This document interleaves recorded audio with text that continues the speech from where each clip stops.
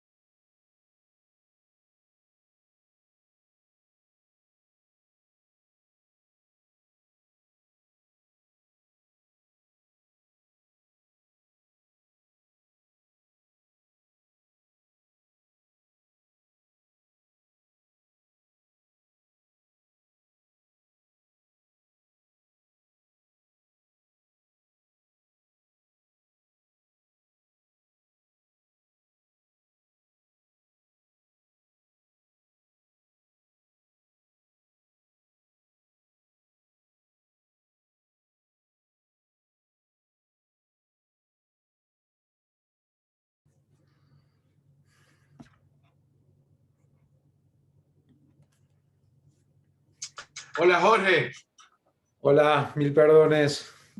¿cómo estás? Terminé justo un acetábulo. María Ángela, Bueno, perdón, ya, qué bonito. mi video se volvió loco. un poquito largo, pero bueno, acá estoy. Perdón, Hola, ¿qué tal, profe? Bienvenido. Muchas gracias por aceptar la invitación. Bueno, gracias a la Sociedad Venezolana de Traumatología y a la Sociedad de la Clínica Metropolitana por darnos este espacio. Hoy vamos a contar con el apoyo también del doctor Roa, que va a estar pendiente de las preguntas, de lo que escriban por el chat. Y bueno, vamos a hablar de un tema súper interesante, del cual el doctor nos va a compartir su experiencia, que bueno, los que han leído sus trabajos, sus publicaciones, sabemos que tiene bastante experiencia en este tema, sobre todo en el manejo de osteomielitis con clavos con cemento con antibiótico. Bueno, sin más preámbulos, como ya tenemos los espectadores ahí esperando, puedes verificar si puedes compartir pantalla. Y mientras verifican, recordemos que el doctor Barla es especialista en pelvis y acetábulo, trauma de alta energía, miembro de AO Faculty Internacional y del Pelvic Spare Group Mundial. También trabaja en el Hospital Italiano de Argentina y bueno, avísame si tienes algún tema en compartir pantalla. Listo. Bueno, cualquier pregunta nos la escriben en el chat. Pendiente. Bueno, buenas noches, buenas tardes, noches.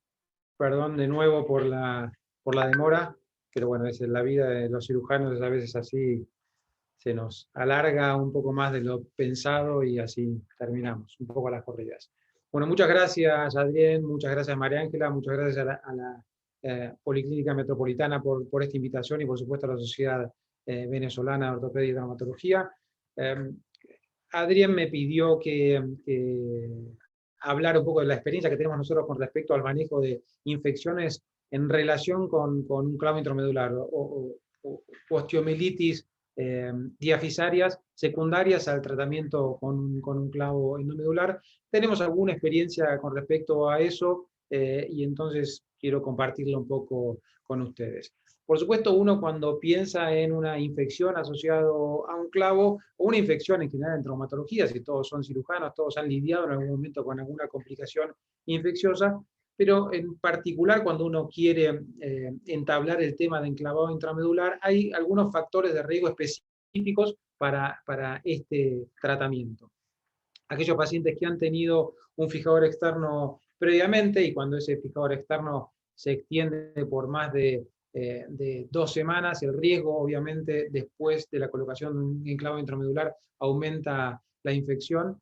Si uno tiene cualquier fractura, aún con una fractura cerrada, y el tiempo hacia el enclavado intramedular se prolonga, eso también aumenta el índice de complicaciones. Las fracturas expuestas, por supuesto, son un escenario que aumenta también la probabilidad de complicación, y en el contexto de una fractura expuesta, si uno demora en el cierre o demora en darle cobertura a ese segmento, por supuesto, al igual que en otros escenarios, en el enclavado intramedular también aumenta la posibilidad de complicación. Uno de los puntos claves, como siempre, es terminar de hacer diagnóstico, ¿sí? Es muy sencillo cuando la clínica es muy florida, pero a veces hay situaciones donde hacer diagnóstico de una complicación infecciosa, y más con un caso propio o con un paciente que uno está tratando, a veces desligarnos y mirarlo desde afuera es un poco más complicado. Los parámetros clínicos clásicos son dolor, eritema, fiebre, fluctuación, drenaje de una colección si es que existe. Esos son bastante evidentes y esos por supuesto nos tienen que hacer prender las luces o sonar las alarmas para darnos cuenta que estamos ante esa complicación y que tenemos que tomar alguna conducta al respecto. Idealmente, cuando uno tiene una sospecha o una infección, necesita tener un diagnóstico, y el diagnóstico, que el estándar de oro del diagnóstico es el cultivo, y el cultivo profundo de la herida. Por supuesto, si uno tiene una anatomía patológica, eso va a aumentar en cuanto a la eficacia de ese diagnóstico. Pero después hay otros parámetros que son un poco más inespecíficos, como la PCR, pero que si uno tiene la posibilidad de tener una PCR específica para los distintos gérmenes, empuja y aumenta el diagnóstico en cuanto a la certeza de ese diagnóstico. Idealmente, cuando uno va a tomar una muestra, como ustedes saben, uno prefiere que el paciente no esté bajo tratamiento antibiótico, porque por supuesto eso va a ir de la mano con la disminución del porcentaje de éxito, o con falsos negativos. Si uno va a hacer una toma de muestra, como habíamos dicho, no tomar una muestra superficial, sino una toma profunda, y obviamente si en el contexto de una complicación infecciosa ese paciente también tiene hemocultivos positivos para el mismo germen, obviamente termina de cerrar el cuadro de que estamos lidiando con una infección y que tenemos que tratarla. Entonces hacemos diagnóstico y uno tiene que englobar o definir de alguna forma una clasificación para esto. Hay distintas clasificaciones, no solamente para las fracturas diapisarias o para los relacionados con un clavo intramedular, pero para las infecciones en general. Uno puede tomar un parámetro temporal, ¿sí? Y esto es aguda, si se produce dentro de los primeros 30 días, subaguda entre el mes y los 6 meses, y crónica ya si se da después de los 6 meses. Ciarni Mader hace unos cuantos años hizo una descripción anatómica, si se quiere, también de la infección, dividiéndola, como ustedes pueden ver ahí, en 4 tipos distintos: medular, superficial, localizada o difusa, que la verdad que es bastante difícil a veces terminar de definir exactamente de cuál de todas estas estamos hablando. Pero probablemente el aporte más importante que haya hecho esta clasificación para definir una conducta con respecto a la complicación infecciosa es la segunda parte, no la anatómica, sino la descripción del paciente, ¿sí? Donde describe un paciente que es tipo A, que es un paciente que no tiene compromiso inmunológico, que está cursando con esa infección, pero que uno sabe que si uno sigue las líneas adecuadas que ya vamos a revisar ahora con respecto al manejo de esa infección, el paciente tiene altas chances de poder curarse de la misma. Hay otros pacientes que son los de tipo B, que tienen alguna causa que aumenta las chances de infección y que dificultan de alguna forma también la resolución cuando esa infección se produce, por ejemplo, y están ahí en paréntesis, pacientes malnutridos, diabéticos, pacientes de mayor edad, inmunosuprimidos, por supuesto, fumadores, que son pacientes que tienen un cuadro que determina que la posibilidad de cura se ve un poco más limitada. Y ese cuadro puede ser sistémico o puede ser local. Puede tener algún componente local el miembro afectado que aumenta entonces las chances de que la curación de esa infección sea un poco más difícil. Y por último, un grupo o un tipo C de pacientes, que son aquellos pacientes que tienen un compromiso sistémico tan grande y ese miembro le está generando tanto conflicto que probablemente el mejor tratamiento para este paciente termine siendo la amputación, porque cualquiera de las otras cosas que uno quiera lograr van a, sin duda, no ser exitosas. Principios del tratamiento son los mismos principios que uno utiliza para el manejo de cualquier tipo de infección, ¿sí? Los dos pilares del tratamiento de cualquier cuadro infeccioso en nuestra práctica es tener aislado el germen productor de la infección o al menos comenzar con un tratamiento de amplio espectro, pero asociado siempre a la cirugía. Digamos, uno no sabe que solamente el tratamiento antibiótico no es suficiente para poder resolver este cuadro.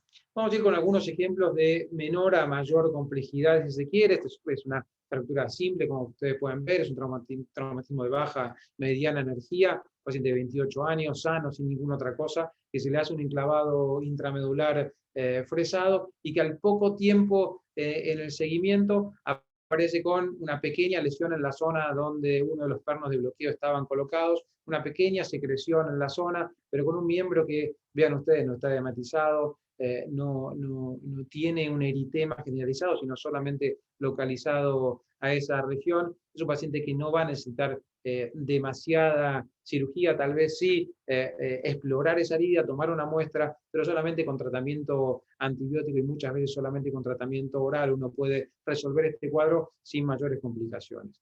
Porque lo que diferencia de alguna forma el manejo que uno tiene que hacer cuando existe una infección asociada a un clavo intramedular es si uno tiene la sospecha que esa infección se ha diseminado en toda la diáfisis, ¿sí? Si uno tiene una complicación localizada como la anterior, se puede quedar tranquilo. Si tiene una complicación en el punto de entrada del clavo y está asociado a un edema en la zona de los pernos de bloqueo, bueno, habitualmente eso es un cuadro que engloba toda la diáfisis del segmento que estamos tratando.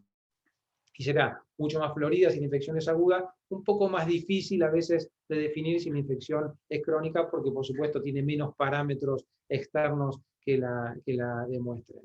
Pero sin lugar a duda, estos, tanto en la infección aguda como en la infección crónica, son situaciones donde uno tiene que tomar una conducta mucho más activa que en el caso anterior que les mencionaba. Les muestro un ejemplo. Este es un paciente, una cirugía electiva de un enclavado intramedular, en realidad es un paciente con una discrepancia de longitud de miembros congénita. Vean que tiene una discrepancia que se asocia tanto al fémur como a la tibia, 2 centímetros por cada lado. Esa discrepancia de longitud le genera entonces una escoliosis secundaria que se compensa parcialmente cuando uno recupera la longitud. Esto habitualmente lo estudiamos para definir si estas escoliosis son reductibles o no reductibles, así que le ponemos un soporte para que la pelvis entonces se alinee y veamos si la columna también mejora. Pero bueno, este paciente se programa para cirugía. Y de nuevo, tenía una discrepancia de longitud que iba de fémur y de tibia. Se conversó con el paciente y se decidió trabajar solamente sobre el fémur y recuperar toda la longitud en un único segmento. Así que se hizo una cirugía, un enclavado intramedular, se hace, esta es la práctica que nosotros habitualmente utilizamos, hacer un alargamiento o un transporte sobre un clavo intramedular que permite entonces tener el riel para facilitar ese alargamiento, y secundariamente cuando conseguimos recuperar la longitud podemos bloquear el clavo y ya se puede retirar el fijador externo, disminuyendo mucho el tiempo de fijador, que habitualmente es lo que más le molesta a los pacientes y que lo que más aumenta el riesgo de complicación por el trayecto de los pines del tutor. Este es parte del seguimiento. Ya habíamos recuperado prácticamente la longitud, como ustedes pueden ver allí, pero ya se ve, ustedes ven en la imagen clínica inferior de su derecha, tiene algún parámetro un poco dudoso en cuanto a inflamación en ese trayecto de los pines. El paciente consulta a la guardia con glóbulos blancos de 13.000, una eritrosedimentación de 130 y con una PCR de 373, dolorido. febril, indudablemente esto está asociado a una complicación infecciosa del cuadro, de este cuadro de alargamiento. Vean la tomografía donde se ve las colecciones líquidas enormes que tenía. Así que en este escenario se parece a esto que mencionábamos antes, ¿sí? No es una fractura, pero es un alargamiento, y cuando uno tiene una situación infecciosa en este sentido, tiene que asumir que la infección no es solamente en el lugar donde entran los pines del tutor externo, sino que esto genera una diafisitis completa y necesita tomarse una conducta bastante más agresiva. Y esto está demostrado, digamos, dependiendo de cuán agresivo uno es en el manejo de la infección, va a ser la mayor o menor probabilidad de poder resolver el cuadro. Si uno solamente le da antibióticos a este paciente y no hace ninguna cirugía, la posibilidad de lograr curación es indudablemente mucho más baja que si uno hace una extensa limpieza, un desbridamiento agresivo de la lesión asociada a un tratamiento antibiótico, ¿sí? Desde arriba hacia abajo, las tres líneas muestran indudablemente cuán eficiente uno puede ser en la medida que sea más agresivo desde el inicio con el manejo de esta infección. ¿Y cómo uno debe actuar entonces? Estos son parámetros de nuevo normales para cualquier tipo de complicación infecciosa o fractura expuesta. Debridar la zona comprometida, hacer una irrigación abundante de la región, tenemos que mantener o posteriormente lograr una estabilidad adecuada de ese segmento para poder determinar si ese miembro puede ser salvado, definir tratamiento antibiótico, puede ser local o sistémico, tener cobertura de partes blandas adecuado y después, con ese escenario resuelto y con el tratamiento en curso, definir si necesita alguna reconstrucción distinta para un segundo tiempo, ¿sí? El punto es que dijimos que una de las formas para poder hacer un desbridamiento adecuado cuando uno tiene un clavo intramedular es retirar el clavo y fresar, ¿sí? Uno tiene que tratar de eliminar la mayor cantidad de detritos que pueda tener en la zona, y hay cierta literatura que avala esto, ¿sí? Que demuestra que si uno hace esto de retirar el clavo, fresar el canal medular, limpiar adecuadamente, tiene altas chances de tener éxito en el manejo de esa infección. El punto es que cuando uno fresa, genera cierto contenido, ¿sí? Que obviamente uno está procurando limpiarlo, pero la fresa lo elimina en forma parcial. Si uno no limpia en forma adecuada después el canal medular, esa cantidad de material termina siendo material inerte que va a ser difícil que pueda permitir la resolución completa de la infección. Para esto se diseñó en su momento el sistema de irrigación y fresado, ¿sí? Ustedes lo conocen seguramente. Nosotros no lo utilizamos habitualmente para el manejo de la complicación infecciosa por un tema de costos en nuestro país, pero inicialmente se diseñó para la limpieza del canal medular. Posteriormente, también por los costos, se decidió usarlo únicamente como forma de toma de injerto. Nuestra manera para generar una mejor limpieza de ese canal medular es utilizando este principio. El primer paso, por supuesto, es, habiendo retirado el clavo intramedular, fresar el canal medular, pero fresando el canal medular uno hace una ventana a nivel distal. Acá es un ejemplo en hueso plástico, pero hacemos una ventana distal en el fémur. Lo mismo es si estamos tratando una tibia, y entonces uno puede, fresando, que ese material pueda salir también por una ventana distal para que no quede remanente dentro del canal medular. Pero habitualmente eso no es suficiente y sigue quedando algo de material. Entonces la tercera cosa que hacemos es colocar una sonda Foley, una sonda vesical, como ustedes pueden ver ahí. Lo introducimos dentro del canal medular, insuflamos entonces esto. Acá está un video corto que muestra la técnica, ¿sí? Esto lo hicimos en el hueso plástico como para que fuera más claro, ¿sí? Colocamos la sonda vesical, inflamos el balón y entonces, como una técnica de Fogarty, extraemos en forma retrógrada al principio para poder ir retirando. Vean cómo se va limpiando el canal medular, y uno puede hacer esta técnica la cantidad de veces que uno quiera repetirla hasta que el contenido que ya no obtengamos contenido del canal, y no en forma anterógrada o en forma retrógrada hasta que logremos una limpieza adecuada. Por supuesto, después irrigar también el canal medular para terminar de ayudar por barrido a limpiar el resto de las estructuras. ¿Sí? Esta es una técnica que hacemos rutinariamente, y cada vez que uno retira un clavo intramedular por una infección, hacemos la misma técnica. Ahí esto es un caso clínico, y les pusimos contraste al balón de la sonda solamente para demostrar que esa es la forma en que nosotros utilizamos para limpiar el canal.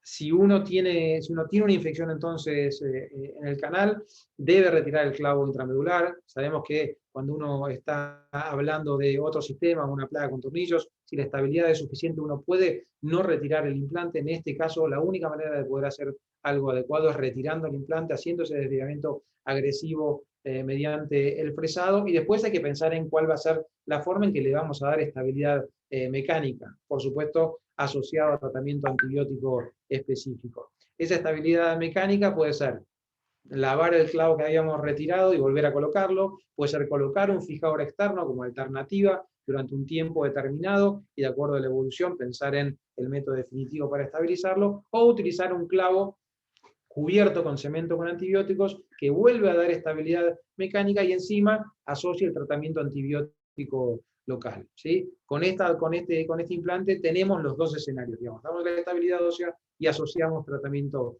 antibiótico, que de nuevo no es suficiente solamente el tratamiento local, sino que también tenemos que asociarlo al tratamiento sistémico. La forma sencilla de armar estos implantes intramedulares es utilizando un tubo de tórax y un clavo Dender. Llenamos ese tubo con antibióticos. Una vez que está completamente lleno, colocamos el clavo dentro de esto, esperamos a que el cemento fragüe, y una vez fraguado cortamos el tubo exterior y podemos entonces tener un implante para darle estabilidad mecánica y liberar antibióticos. Cuando uno utiliza este tipo de material o este tipo de clavos, no le generamos estabilidad rotatoria adecuada a ciertas fracturas, así que si uno utiliza esto, tendrá que asociarlo a un fijador externo temporario o a un yeso para ese control rotatorio. Nosotros publicamos nuestra primera experiencia hace ya unos años con respecto a la utilización de estos clavos no bloqueados, básicamente, tanto en infecciones agudas como en cervicales infectadas y en osteomielitis crónicas, y en todos estos logramos un adecuado control de la infección.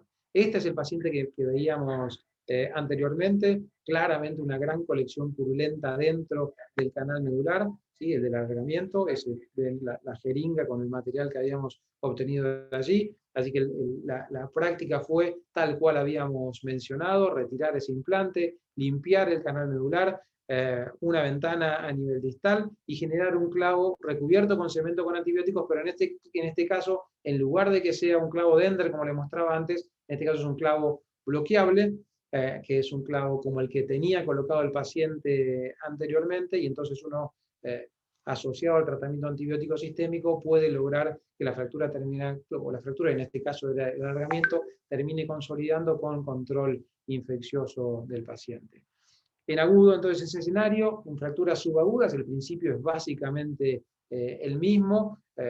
Si encima se asocia a un defecto de partes blandas o a una exposición del material, uno tendrá que ser más agresivo. Este es un caso un poco más antiguo. Vean lo que les contaba antes con respecto al protocolo: retiro del implante, desbridamiento del canal, utilización del implante por dentro, pero en este caso es un Ender y necesitamos darle estabilidad rotatoria, así que tiene ese fijador externo en forma temporaria. Para el manejo de las partes blandas, un colgajo, porque necesitamos darle cobertura adecuada y tratamiento antibiótico, como decíamos. Esa es la evolución de las partes blandas del paciente, esa es la evolución clínica.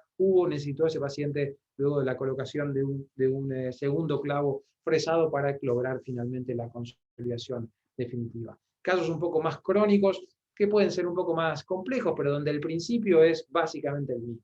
A veces lo que cambia es que en los casos crónicos uno tiene que ser más agresivo con el segmento óseo, porque muchas veces está asociado a zonas necróticas, y entonces uno tiene que ser agresivo no solamente con el desviamiento del canal, sino con la resección de ese hueso si está desvitalizado o uno lo ve comprometido.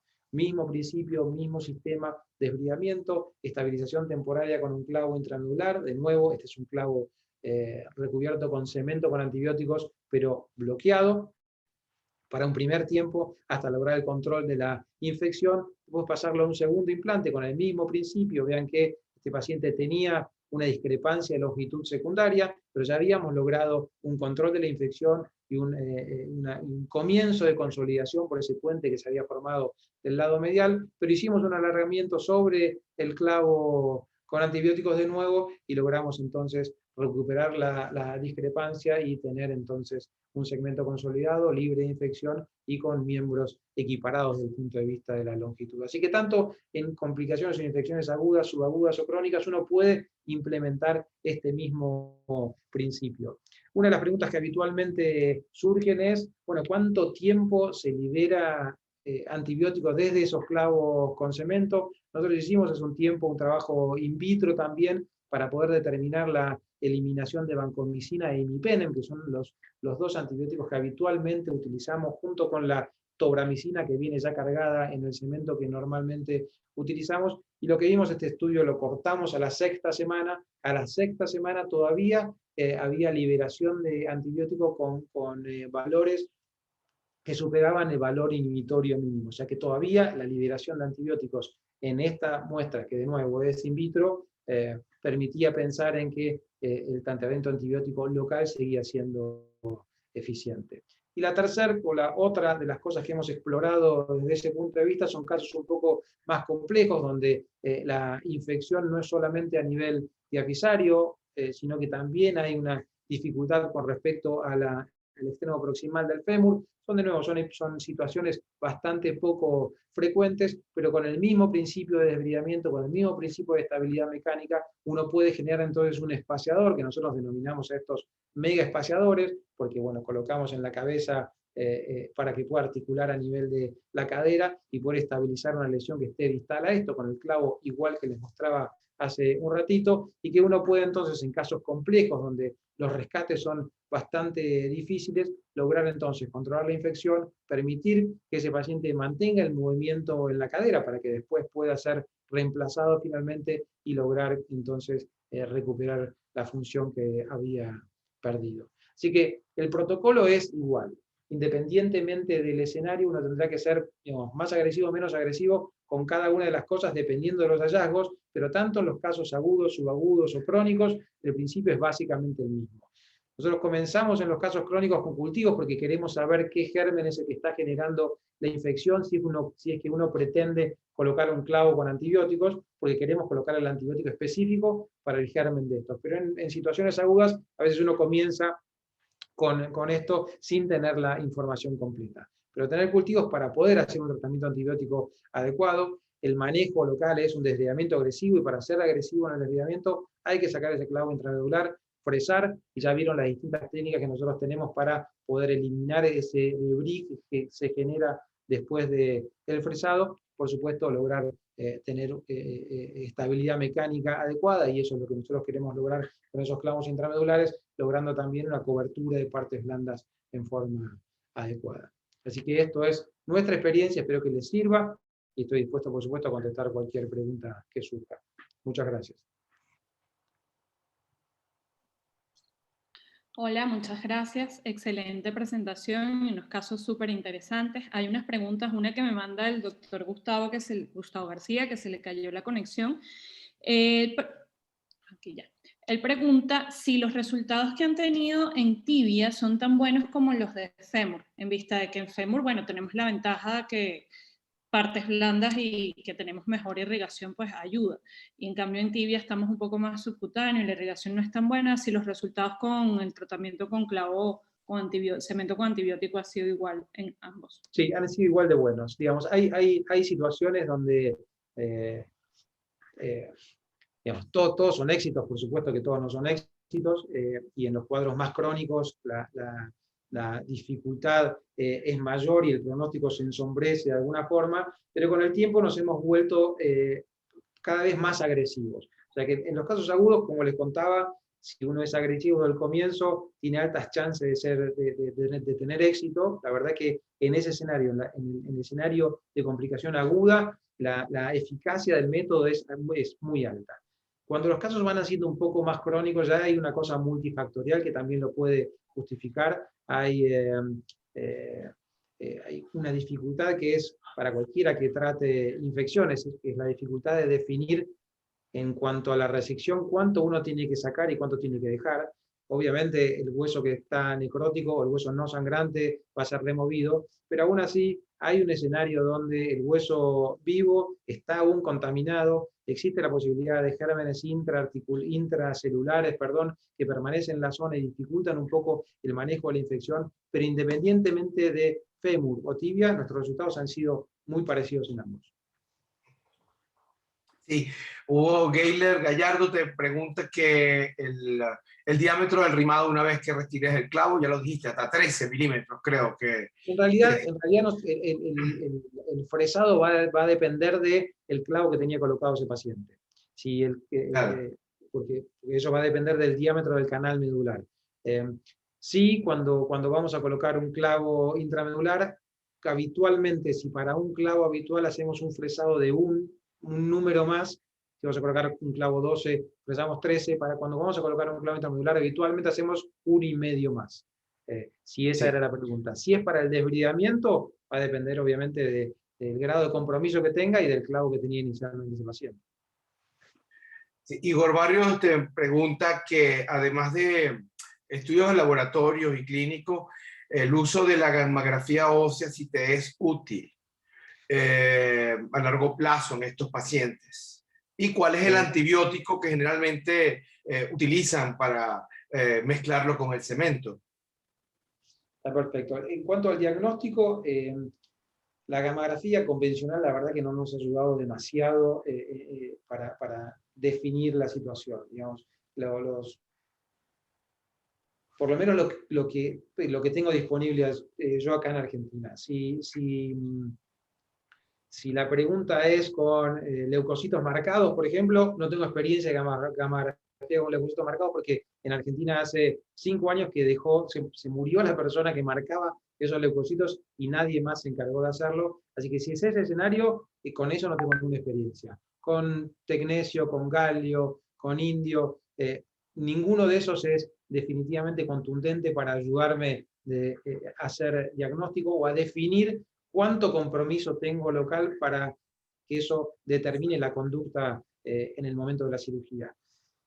Hemos incursionado en el último tiempo con el SPECT y el PET, que son gammagrafías un poco más desarrolladas, y para ver si eso de alguna forma colaboraba más a la hora de tener que definir el hueso con mayor compromiso y poder a partir de eso hacer resecciones un poco más limitadas o dirigidas, y tampoco ha sido una gran experiencia. Así que la gammografía, y con todas sus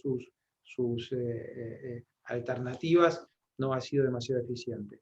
Sí, porque incluso la gammografía marcada con ciprofloxacina te pueden dar falsos positivos, ¿no? Porque obviamente hay una actividad osteoblástica y osteoclástica, ¿no? Tal cual, sí. No, la verdad que no nos ha servido, así que hemos dejado de pedirla en forma rutinaria. Los antibióticos Entiendo que como estudio complementario uno de los más indicados ahorita es la resonancia magnética, pero con un paciente con un clavo es muy difícil. Exacto. Esa es la limitante. A menos que el paciente no tenga clavo, no tenga material previamente. Sí. Gustavo García está preguntando otra vez, ¿cuántas veces puede ser reproducible esta técnica? ¿Hasta dónde Jorge Barla dice no más? ¿Pasamos a transporte óseo? Es una gran pregunta, gran pregunta, y no tengo respuesta. Estoy comenzando este año el doctorado en ciencias médicas y esto, y hay uno tiene que, cuando presenta todos sus papeles, tiene que presentar un proyecto de tesis. Y mi proyecto de tesis está basado básicamente en eso. Yo quiero ver y definir si hay algún parámetro que me determine cuándo tengo que parar con esto. Porque es verdad que a veces uno repite esto y necesita repetirlo 2 o 3 veces para ser eficiente, ¿sí? Pero hay ciertos pacientes que no importa cuántas veces uno lo repita, ya sabemos que no van a funcionar. Y ya sabemos desde la segunda vez en realidad.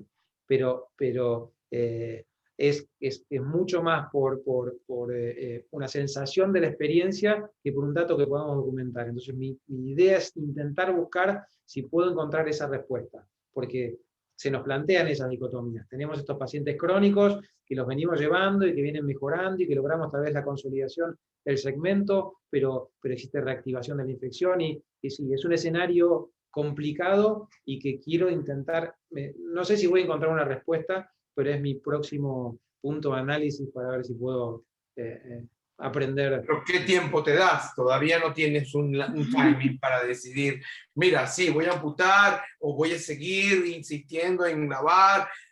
¿Cuánto tiempo? ¿Cuántas veces puedes recambiar un clavo medicado? ¿O por cuántas veces, cuánto es lo máximo que te has permitido? Mira, de nuevo, eso es lo que yo quiero encontrar, pero tengo, por suerte, son pacientes contados con los dedos de la mano, que son los pacientes que no anduvieron y que hemos repetido técnicas, con alguna variante tal vez, con alguna mínima modificación, haciendo alguna resección ósea un poco mayor, pero de alguna forma repitiendo el mismo protocolo y no habiendo sido exitosos. Y en eso hay, digamos, tampoco uno puede adjudicar a la técnica todas las razones por las cuales el tratamiento es ineficiente. Hay factores, por supuesto, relacionados con el paciente, hay factores relacionados con el germen que está produciendo la infección. Sabemos que hay ciertos gérmenes que tienen la posibilidad de dormir dentro de una célula y entonces uno puede ser muy agresivo con la resección y más cuando hace estos fresados del canal medular y no sabe realmente si está de alguna manera diseminando eso a otro sitio, y entonces esto es la causa por la cual esos pacientes recidivan. Sí. Ningún tratamiento para la infección es 100% eficiente, ninguno. Y puedes buscar en la literatura todo lo que quieras, no hay ninguna cosa que sea 100% eficiente. Y eso está en relación con que la causa de esa infección es multifactorial. Puede haber comenzado con un error médico o con una severidad tremenda de lesión o con una causa predisponente por el paciente o todas esas juntas, pero hay un escenario que aún el más especializado cirujano y encargado de manejo de infecciones termina indicando a veces una amputación como método de resolución. Sí, sí. ¿No dijiste el antibiótico que utilizan generalmente mezclado los gérmenes más frecuentes los gérmenes más frecuentes que generan una infección en ortopedia son los gram positivos, el estafilococo. Básicamente, el estafilococo meticilino resistente es el escenario más frecuente dentro de las infecciones hospitalarias, así que habitualmente utilizamos vancomicina. Pero, por supuesto, hay gram negativos asociados o escenarios de varias bacterias asociadas, entonces tenemos el imipenem como droga alternativa, y también hemos tenido infecciones resistentes al imipenem, por ejemplo, y entonces tenemos que pensar en utilizar algo distinto. El colistina habitualmente es la droga que uno utiliza para esos gram negativos como las pseudomonas o las klebsielas que son resistentes habitualmente al imipenem, pasamos al colistín, y también hemos tenido infecciones por hongos y hemos utilizado anfotericina B como agente para el tratamiento de eso. También pregunta Agustín Matamata que se han utilizado clavos absorbibles como medio de estabilización mecánica transitoria. No tengo, no los conozco, los clavos absorbibles. Sí hay sistemas de liberación de antibióticos que son reabsorbibles y que terminan incorporándose. Esos no, las perlas clásicas con antibiótico, con trifosfato de calcio no me sale el nombre de la otra, que se han utilizado habitualmente, es una de las alternativas para el tratamiento local, pero obviamente no brindan estabilidad mecánica, entonces termina faltando una pata al tratamiento, que es la estabilidad mecánica. Y no conozco los clavos reabsorbibles, pero de existir los clavos reabsorbibles serían un riesgo porque, bueno, le estamos dando estabilidad mecánica, pero ¿cuánto tiempo demoran en reabsorber para saber si van a ser suficientes como para poder mantener y lograr que esa fractura o pseudoartrosis consolide? No los conozco, pero me traería cierta duda desde ese punto de vista. Juan Torres hace una pregunta muy importante, muy buena, que una vez controlada la infección, o sea, ¿cuánto tiempo tardas y si has logrado consolidación? ¿Retiras o no retiras ese clavo medicado o lo cambias por otro y lo rimas? ¿Cuál es el tiempo que te dan? ¿Qué estudios paraclínicos tomas? Yo ahí no puse o no lo puse dentro del cronograma, pero la última instancia siempre es el retiro del material. Y el fresado del canal, el envío de ese material a analizar para definir si queda algo residual o no. Nosotros le ponemos el estigma de control de la infección o de tratamiento exitoso cuando retiramos el implante y el paciente no tiene gérmenes en la zona. Jorge, para continuar un poquito con lo del clavo con liberación de antibióticos, no sé si tienen experiencia en estos nuevos clavos que vienen como el Expert Protect que sacó Synthes, que tiene una liberación de gentamicina. Sí, no tengo experiencia en eso porque en Argentina no están. El principio, de cualquier forma, por el cual esos clavos se desarrollaron fue para la profilaxis de una infección. No para el tratamiento, sino para hacer, por ejemplo, estabilizaciones en fracturas expuestas y disminuir las chances de contaminación de ese clavo y que eso generase una osteomielitis. No es para el tratamiento, sino para profilaxis. Y solamente se comercializan con gentamicina. Con lo que de alguna forma, para nuestro ámbito también, sería una limitante porque tenemos muchas bacterias resistentes a la gentamicina. Gustavo también te pregunta nuevamente que si, según tu experiencia, ¿a qué paciente no les ofreces esta técnica de entrada? En agudo te diría que a ninguno, digamos, cualquier paciente que se presente con una infección aguda asociada a un enclavado intramedular, se le daría a cualquiera, a todos. Porque, de nuevo, es el escenario donde mejor nos ha ido. Cuando el caso se va complejizando un poco más y la causa de infección o el origen de la infección no es un clavo intramedular, sino por ejemplo, es una plaga con tornillos, ahí dudo un poco más si es la mejor alternativa hacer porque para colocar ese clavo hay que fresar y si la infección uno asume que está localizada, prefiero mantenerla localizada ahí. Y entonces hacer un tratamiento con una resección local o lo que fuere. Pero aquellos pacientes que han sido tratados con un clavo intramedular, te diría que no tengo a priori, tendría que ver puntualmente si hay alguno que no, pero a priori no descartaría eso como alternativa. De hecho, hemos tenido pacientes, como hace unos años que estamos trabajando con esto, no somos los únicos que trabajan con esto, hemos recibido, por ejemplo, en Argentina, pacientes derivados tratados con una técnica similar, con clavos con antibióticos, y aún aquí en aquellos pacientes que no les funcionó en manos de otros, nosotros pensamos, no porque somos mejores, pero tenemos un protocolo más agresivo y bastante más estandarizado y hemos repetido ese tratamiento en nuestras manos y muchas veces hemos tenido éxito. O sea que aún aquellos que han fracasado, uno puede repetirlo con posibilidades de solucionar y tener éxito. Mira, Oscar pregunta que si has tenido alguna complicación alguna vez con un embolismo séptico cuando haces rimado con el clavado con estos pacientes con infecciones severas. Una sepsis en el paciente cuando esté rimando, produciendo un embolismo séptico, una septicemia, ¿no? Una pregunta...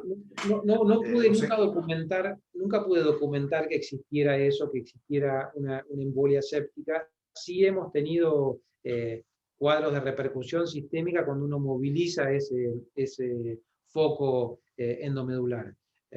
Pero ha tenido esa repercusión sistémica de un paciente que es hipotensa, que necesita de inotrópicos, que tiene fiebre, pero yo no sé si eso es necesariamente una embolia, digamos, todo el cuadro que te describo es el de una embolia asociado a esto, o una diseminación sistémica a partir del trabajo del canal medular. Pero nunca he podido documentarlo, no he tenido un hemocultivo que me demostrase eso, porque fueron cuadros transitorios y donde no le hicimos hemocultivo en ese momento. Igual son muy pocos, te diría 3 veces en todas las veces que hemos utilizado esta técnica, que son muchas, solamente en 3 ocasiones tuvimos este cuadro, pero nunca pude hacer un hemocultivo en ese momento para documentar si se trataba de una septicemia asociada. El cuadro clínico hacía pensar en eso. Pregunta Mónica Tovar que si tienes experiencia en el transporte óseo guiado por Ilizarov con clavos endomedular medicados. ¿Has utilizado el Ilizarov o simplemente usas el fijador externo tradicional? No, no tengo experiencia en Ilizarov, he utilizado fijador externo sí, con la técnica de transporte o de alargamiento sobre el clavo intramedular con antibióticos, pero no con Ilizarov. Digamos, una técnica similar si se quiere. ¿Por qué no hemos usado circulares? Porque los circulares en realidad dan la ventaja de mayor estabilidad en los diferentes planos, y eso funciona y es fantástico cuando uno solamente está utilizando un fijador externo. Ahora, cuando lo hacemos sobre un clavo intramedular, nos parece que el riel que genera ese clavo nos da estabilidad suficiente como para utilizar un fijador externo monoriel. Perfecto, excelente. Bueno, nada, Jorge, hasta ahora no hemos tenido más preguntas. Te quería hacer una pregunta que es muy frecuente aquí en nuestros países, en nuestros medios hospitalarios públicos. A veces tenemos estos pacientes con estas infecciones crónicas, con estos clavos, y que ya tú lo habías dicho, de entrada agudo no retiras el clavo, sino lo das con antibiótico terapia. Te vuelvo a hacer la misma pregunta, o sea, porque a veces, claro, en un medio privado, pues uno puede canalizar estas cosas, pero para todos los residentes que están escuchándonos en esta charla, en este momento, que están en formación en estos hospitales públicos, no huirle, porque uno siempre tiende a huirle a las infecciones en los hospitales. Entonces, ¿qué tiempo le das en un hospital público, supongamos, que tienes tus residentes y tienes tus pacientes con estas infecciones? Tú, como especialista, pues que de esto, ¿cómo harías? ¿Cómo es la secuencia? ¿Limpieza quirúrgica cada cuántos días? ¿Cuándo voy a quitar el clavo? ¿O cada cuánto tiempo le haces la limpieza quirúrgica, el debridamiento, pues, a estos pacientes? No, el manejo en realidad es, a ver, siempre es difícil ponerse en los zapatos o en las botas de un escenario donde uno tiene limitaciones económicas o logísticas para poder desarrollar lo que uno quiere hacer. Y entonces uno termina condicionando al entorno la toma de decisiones. Y en realidad es entendible porque uno no tiene otra alternativa, pero lo que tiene que entender es que no está haciendo todo lo que debiera. Y eso es lamentablemente lo que también pasa en Argentina, en nuestro medio, en ciertos hospitales públicos. Pero es difícil decirte, no, bueno, se puede llegar a esperar un poco y darle solamente antibióticos, porque la verdad que no funciona eso. Digamos, cuando la infección realmente es profunda, cuando la infección está dentro del canal medular, solamente darle tratamiento de antibióticos puede hacer enfriar el cuadro, por supuesto. Va a hacer que baje la clínica, baje el edema, puede mejorar un poco la situación, pero al minuto que uno le retira esos antibióticos, el cuadro vuelve. Si uno no tiene la posibilidad de tener un clavo específico o el cemento, pero por lo menos, si uno tiene que hacer el tratamiento de la infección, es retirar el clavo, lavar el canal medular con una ventana, el punto de entrada más una ventana por debajo, limpiar bien ese clavo y volver a colocar ese clavo limpio es mucho mejor que solamente darle tratamiento antibiótico. O sea, está bien, puede que uno no le sume el tratamiento antibiótico local, es cierto, pero de cualquier forma hizo todo lo otro, que es el protocolo. El clavo intramedular con cemento con antibióticos no es el protocolo en ningún lugar del mundo. Digamos, es nuestro protocolo, es un método que en algunos centros se utiliza con más o menos frecuencia, pero no es algo absolutamente popular. Y entonces yo no quiero venderles tampoco que hacerlos pensar de que esta es la mejor de las alternativas. Sí, lo que uno sabe es que si uno quiere hacer un debridamiento adecuado, tiene que retirar ese clavo y fresar el canal medular. Después, ¿cómo lo estabiliza? Pasar a un fijador externo, o utilizar el mismo clavo. Hay otro escenario de situaciones, pasarle un yeso si la fractura lo permite, pero sí necesita uno ser agresivo con el debridamiento y con el tratamiento antibiótico si pretende ser exitoso en el manejo de esa complicación. Por ejemplo, estas fracturas abiertas en agudo tipo 3B o por heridas por armas de fuego, que son muy frecuentes en nuestro país, que tiene, si fuera cerrada, pues tiene indicación para un clavo. De entrada, ¿le pones el clavo o lo pones clavo medicado, fijador de externo? ¿Cuál es la experiencia? ¿Cuál es tu recomendación? Si hemos podido, si lo hemos recibido tempranamente y pudimos hacer un debridamiento adecuado de inicio y el paciente hizo su profilaxis antibiótica adecuada y los tejidos blandos están aceptablemente bien desde el punto de vista de la contaminación, en un escenario donde, de nuevo, estamos tratando a un paciente dentro de las primeras 12 horas de producido el accidente, el enclavado intramedular es con un clavo convencional, no medicado. También hay otra pregunta. Juan Torres pregunta, ¿cuál ha sido tu experiencia en casos de efectos cutáneos en tibia con infección aguda que imposibilita el uso de colgajos? ¿Qué métodos usas para dar cobertura ósea temporal?